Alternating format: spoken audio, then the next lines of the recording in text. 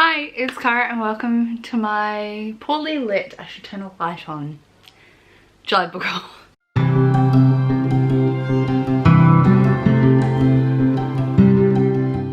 don't know if that really did much, but maybe this side of my face is a little lighter. Okay, so this one doesn't seem too intense as previous book hauls I've done. And I have actually read, or I'm currently reading quite a few of these. So seems less intimidating than previous book hauls, but I'll just go through it relatively quickly. First off, we have Take a Hint, Danny Brown by Talia Hibbert. This is the second book in the collection of companion novels. The first one was Get a Life, Danny Brown. This one follows, Get a Life, Chloe Brown. This follows Chloe's sister, Danny. And Danny's the like outgoing, flirty one, and it's a fake dating trope. And I think the love interest might be Persian. We'll update. His name's Zafir Ansari. And he's the guard at her security guard at her building, and she's a PhD student, so that's another reason I wanted to read this. I'm a PhD student. Danny's a PhD student. I'm really keen to read this and we'll be reading it in August. We also have Raybearer by Jordan Ifuenko. This is, oh no, Ifuenko, sorry, there's no N there, what am I doing? And this has a face on the cover, if you like, yeah, look at that, look at that. This, I don't know that much about the plot, but I saw it recommended by, I know the American cover is yet to release, this is the UK cover. I saw it recommended on Jessie from Bowties and Books channel. They talked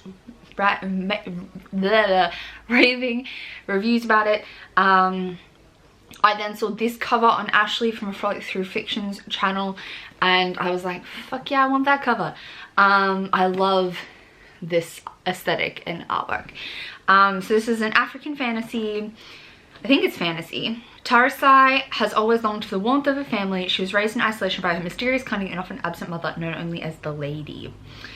I don't know, this sounds really good. I have heard, yeah, great things about it, but I'm not really sure about many of the details. But yeah, it's African fantasy. We're gonna fuck it up. It's gonna be great. Another one I plan to read in August, we have I Killed Zoe Spanos by Kit Frick. This is a YA thriller. The underside is baby blue with a red spine, white and red spine. So this is a YA thriller. It's talking about a small Hamptons village. One of the local girls disappears, and then the main character confesses to killing her, I think. I love this cover. I had to pick it up for personal reasons, which anyone who knows me in real life probably knows, but I won't share about it here. It's not my place to share. And I just couldn't help myself. I'm really excited to read this, reading it in August. And yeah, oh, it's so good. I'm so excited. Next up we have Ghostwood Song by Erica Waters. I picked this up mainly because of the cover, but also it's a necromancy music story. I've heard really good things about this. I'm interested. I might be wrong, but I feel like I spotted it also on Brody's channel from Etu Brody. And they might have been talking about how it might have had some things to do with Native American folklore. I might be bullshitting out my ass though. And I just, I don't know when I'm gonna get to this. I love the cover. It sounds really good. There is an audiobook available on Scribd, so I might end up listening to it. We'll see. But it looks so good. A book I have already read but never got around to owning because they're relatively expensive, but I'm gonna pick up each one a little bit at a time when I do orders and have a bit of spare cash. This is All Systems Red by Martha Wells, which is the first Murderbot novella.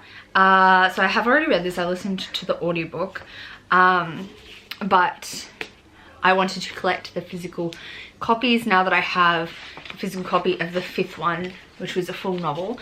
So I'm just going to slowly collect the first four. So we've got our hands on All Systems Red.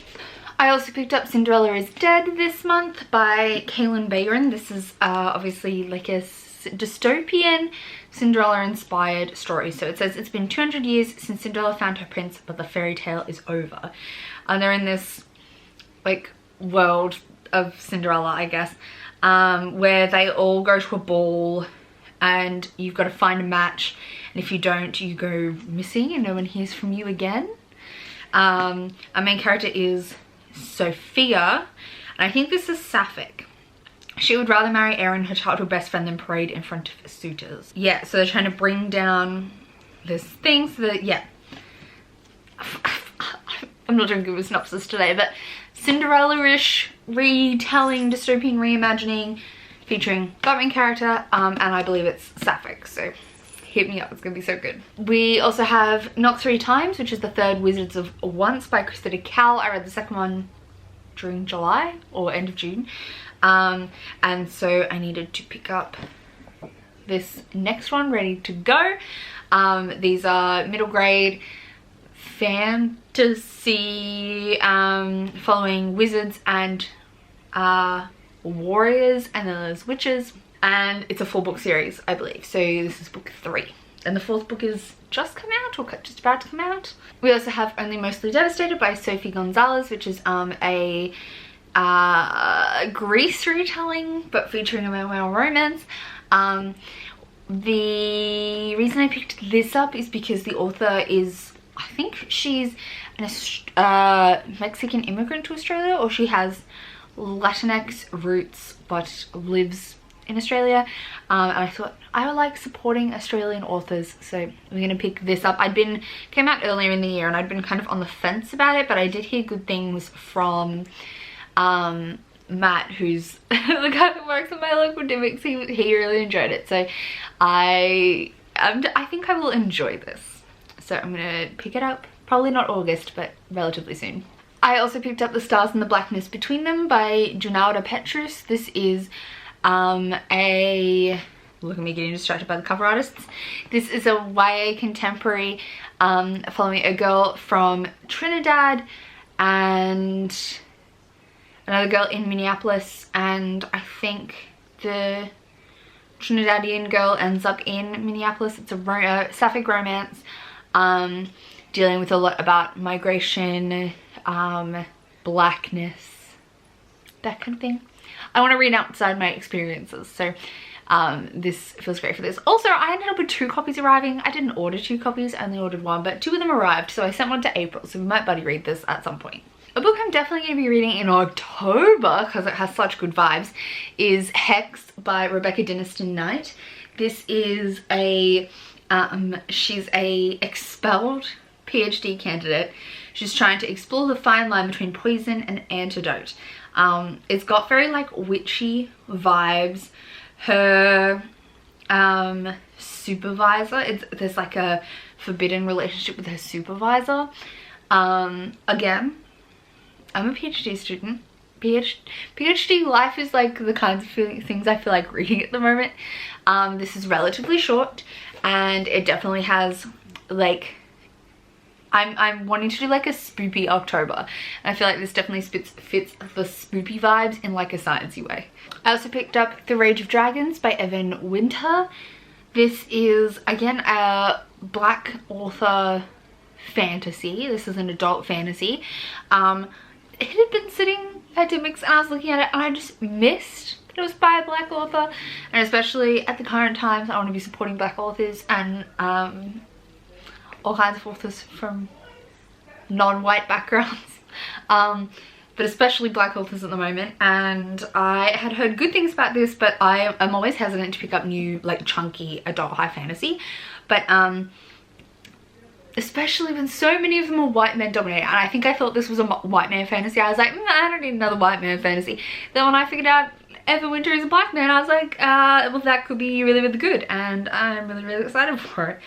I don't know that much about it, but like the actual plot, but I'm gonna guess it's, so it says Game of Thrones meets Gladiator. A world caught in an eternal war, one young man will become his people's only hope for survival. Sounds great. I always like don't want to pick up high fantasy, but then when I pick it up I end up loving it, so that would probably be the case for that. Another one I've already read, we have Clap When You Land by Elizabeth Acevedo. I'll be talking about this in my wrap up. This is the newest release from Elizabeth Acevedo, and it is told in verse.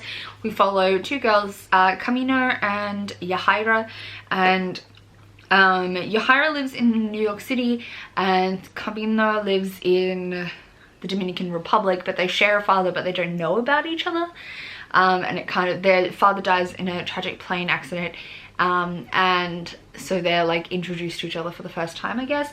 This was really powerful. I really enjoyed it. I'll be talking about it more in my wrap up, but I did read it during the book uplathon, so if you want to see my like live thoughts on this, you should check out that vlog. Next up we have Meet Me at the Intersection, edited by Rebecca Lim and Amberlynn Queen Molina. This is an Australian release, and it's talking about, it's a collection of poetry, short fiction, and non-fiction, looking at intersectional stuff. So people who meet at the intersection of different minorities.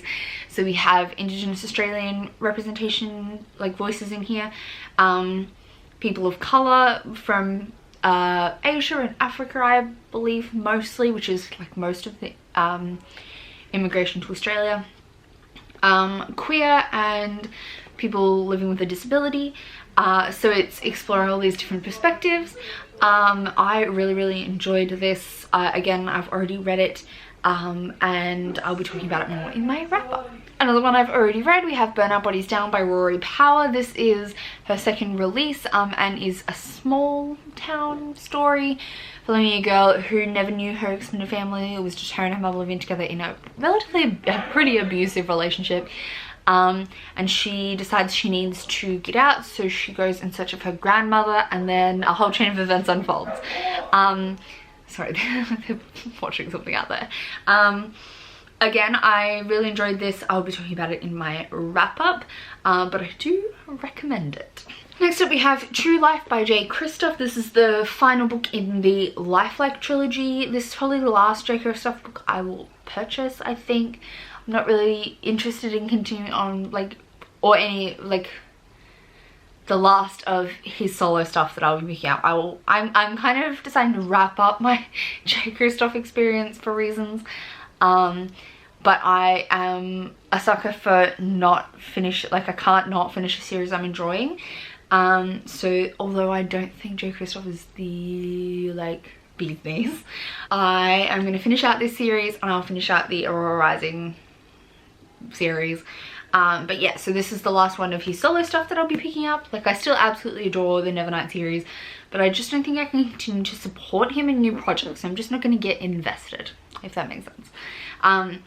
But yeah, so I'm going to finish out True Life at some point. We have The Extraordinaries by TJ Klune. This is TJ Klune's newest YA release. I don't know if it's his YA debut or not. It's about superheroes, it's queer, and I don't know, it just looks so good. Originally I didn't even know this existed. Then I heard about it and was like, I'm not sure if I'm keen, we'll see how it goes. And then again, my friend Matt from Demix was like, it's so good. So I sent him to read House on the Cerulean Sea, and he convinced me to pick up this. So I'm very excited. I will read this sometime soon.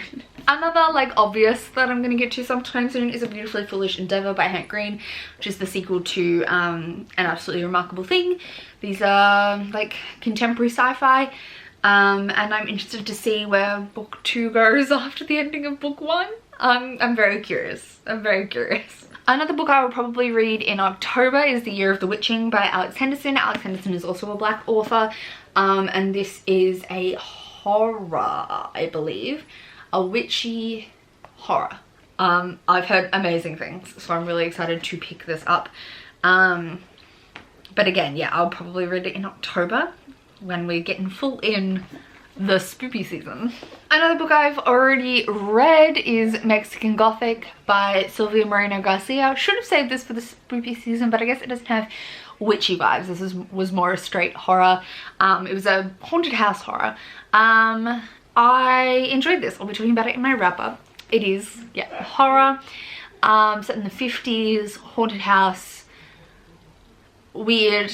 It definitely has colonialism themes, which is probably expected. And yeah, it was fucked up. Check out my wrap up for more thoughts on this.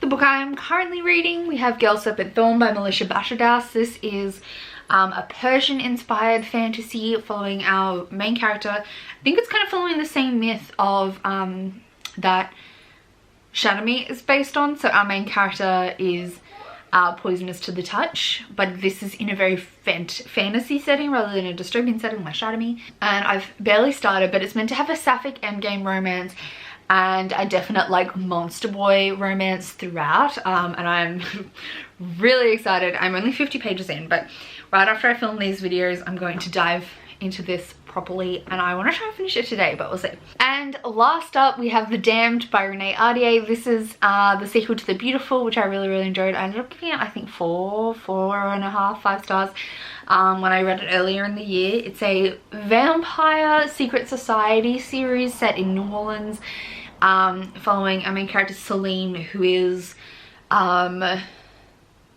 French with a Vietnamese background, I think.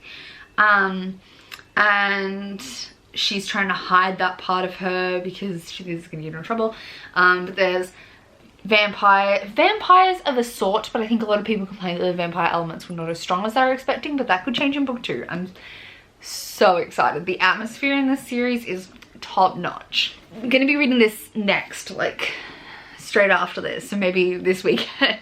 So those are all the books I purchased in the month of July. Let me know down below what you're most excited for, and if you have a haul, feel free to share it with me. Otherwise, I'll see you soon with another video. Thanks, bye.